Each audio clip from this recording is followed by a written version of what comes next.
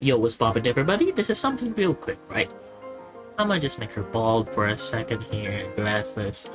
Basically, when you're thinking about a, what you call this thing, blend shape, it's basically one thing. That is,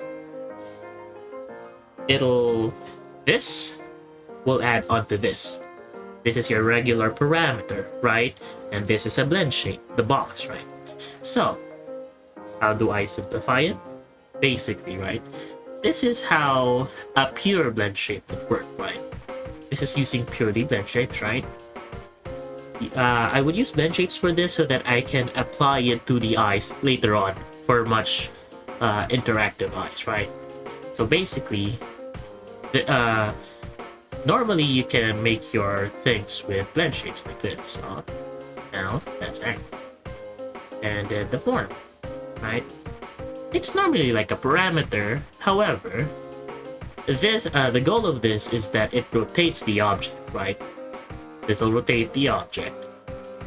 This will add onto that, right? Blend shapes add onto other blend shapes, by the way.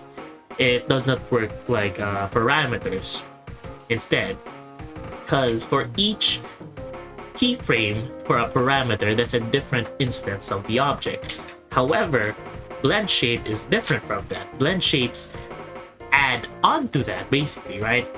So this rotates and this blends it, right? Regardless of the rotation, right? Take this and that, right? This will rotate. So for example, if I were to rotate this more, right?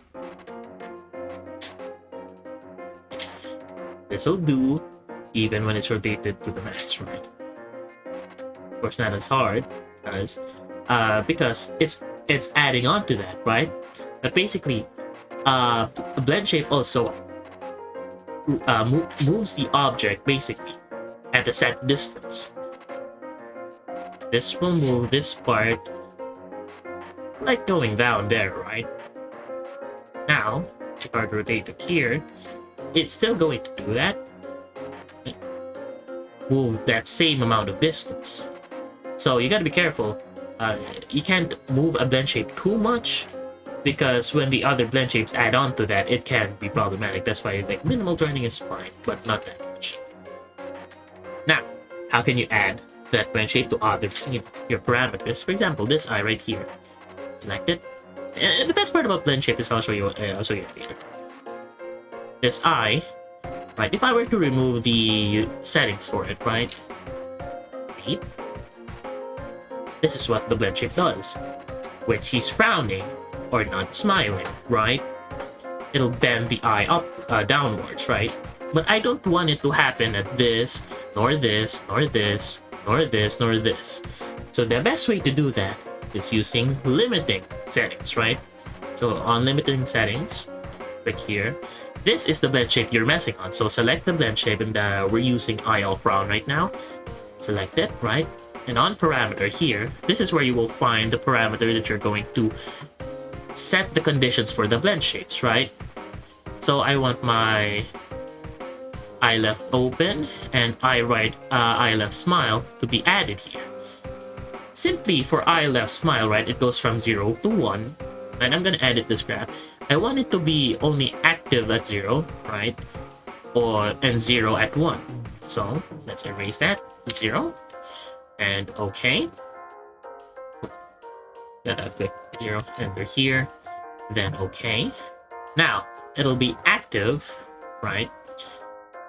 This blend shape will not happen when you're smiling, right? So now it's exclusive to when it's not smiling. So, see it here.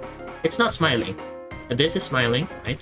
And it's not using the blend shape because we've limited it to only do it when it's at 0 for eye left smile. Here's the thing. I don't want it to work for the, all the way for the eye left open. So now, we'll go here. We already added the eye left open, right? So we're going to set the settings for this, right? There are like different pre-mates for this. So let's limit it. I don't want it to be active here and here at my 1 and 1.5 parts. So let's say like a 3-pointer here. But you can see that it's wrong, right? It starts at 0.7 here. Let's change that from 0.75, double click, 1, enter, and okay. So now, this frown happens only and only if it's closing its eyes and it's not smiling. Right? So now, if I make this smile, right, you can see that the blend shape does not do anything. Make this close, but because it's happy, right, the happy is set to 1, no matter what happens with the eye frown, nothing happens. Same here, same here. However, to the place that I had set 100 for, it will affect that area. And that's the best part about blend shapes, is you can limit it or add the conditional parts to it so that it can only happen at here, right? The best part about it is like when I select the eyebrows and you can see it. I've added it to my, my deformers too, that has the movements, right? See that? That's it. So that's why blend shapes are uber fucking powerful.